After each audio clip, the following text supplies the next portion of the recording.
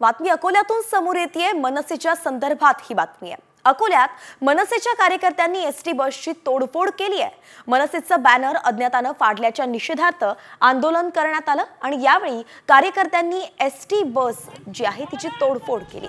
या प्रकरणी मनसेच्या कार्यकर्त्यांवरती गुन्हा सुद्धा दाखल करण्यात आलाय।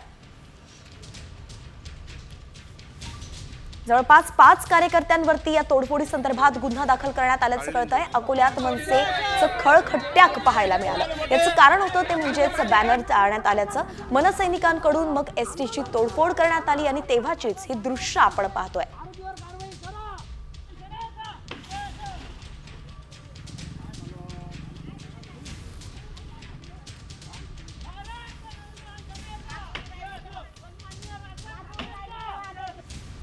बातमी अकोल्यातून समोर येतेय। मनसेच्या संदर्भात ही बातमी आहे। अकोल्यात मनसेच्या कार्यकर्त्यांनी एसटी बसची तोडफोड केली आहे।